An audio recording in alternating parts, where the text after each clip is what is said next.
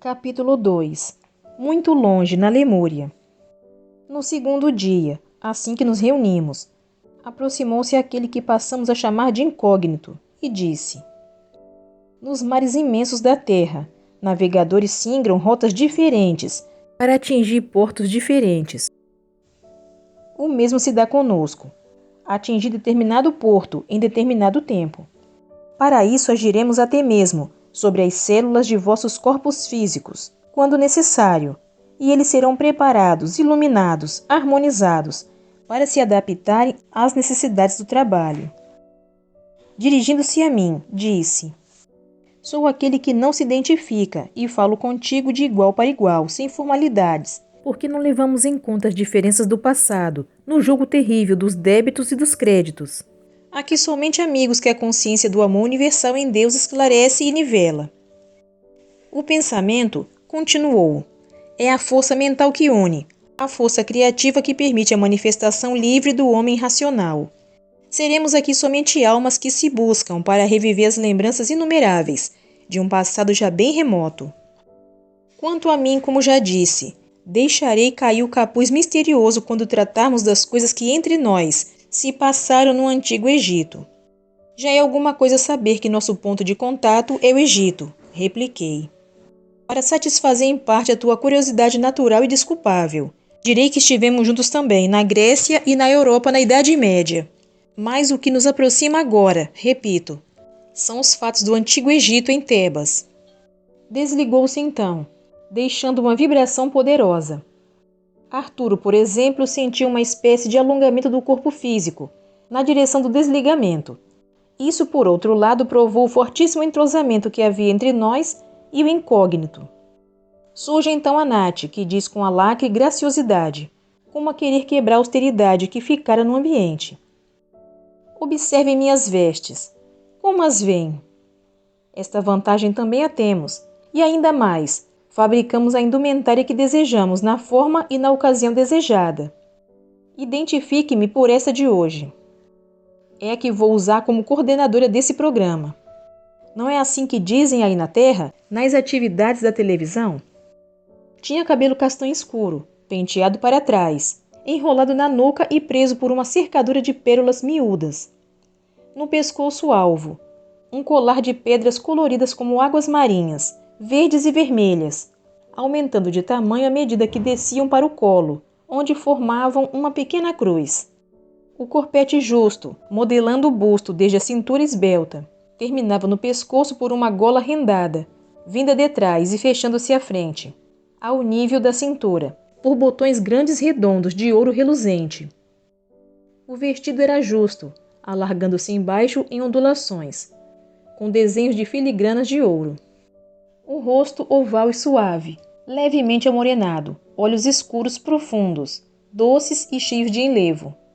Nariz reto, pequeno, e também a boca de lábios finos e delicados.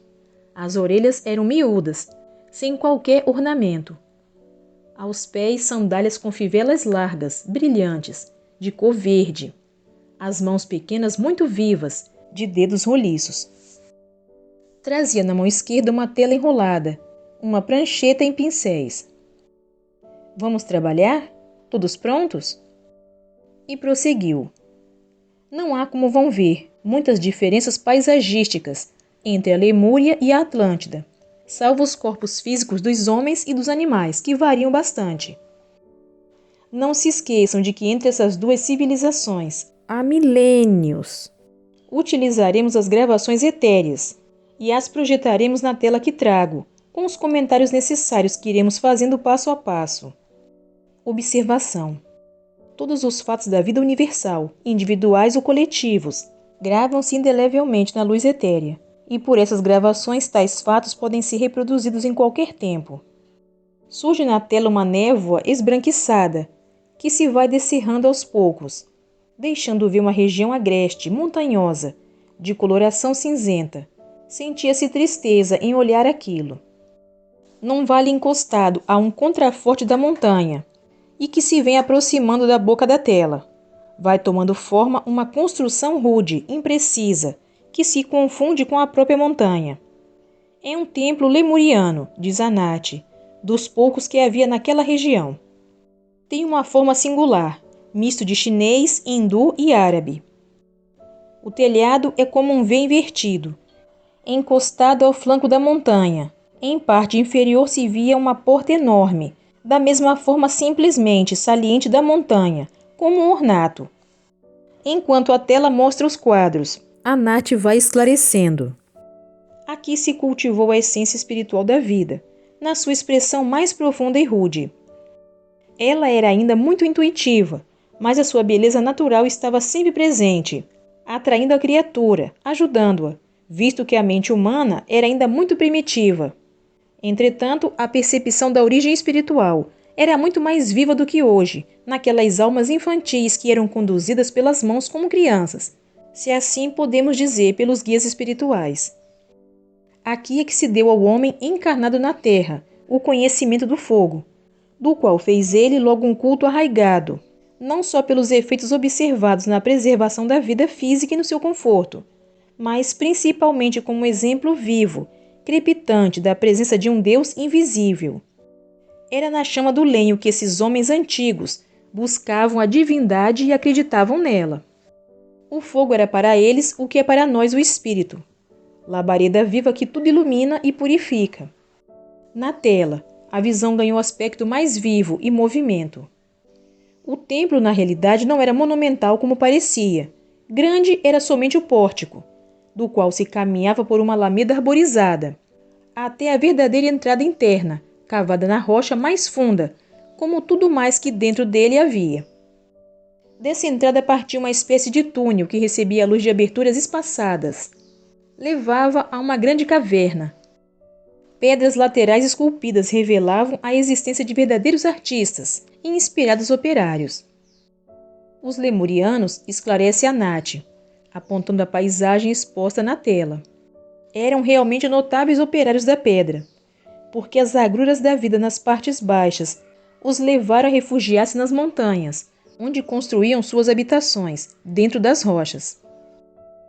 Surge então na tela uma entidade feminina de pele escura, aspecto rude, severo, seminua, que tomou a palavra dizendo: Neste templo procuramos naquela época valorizar o que fala ao espírito e não a beleza da pedra bruta.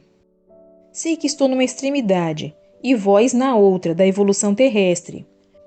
Mas o nosso naquele tempo era o mesmo vosso de hoje, quando buscais na reviviscência das coisas do passado, novos rumos e mais elevados horizontes da própria ascensão.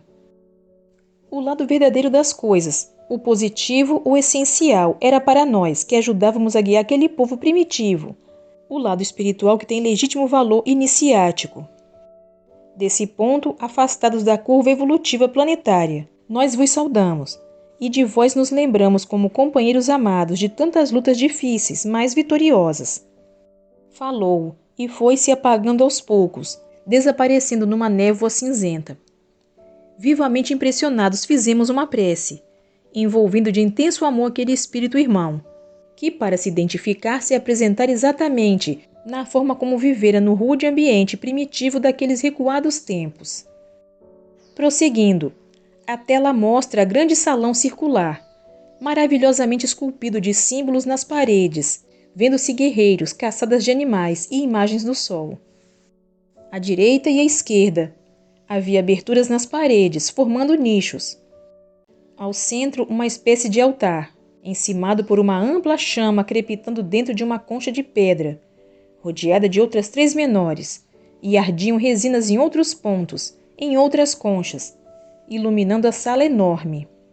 Dentro dos nichos talhados na parte superior das paredes, em forma de abóbodas, havia corpos mumificados, enrugados e escuros, e uma luz vinha do alto, focalizando uma por uma essas múmias humanas. Na tela vê-se uma porta que se abre ao lado direito da sala, e outra do lado oposto, tendo o altar de permeio, ambas fechadas.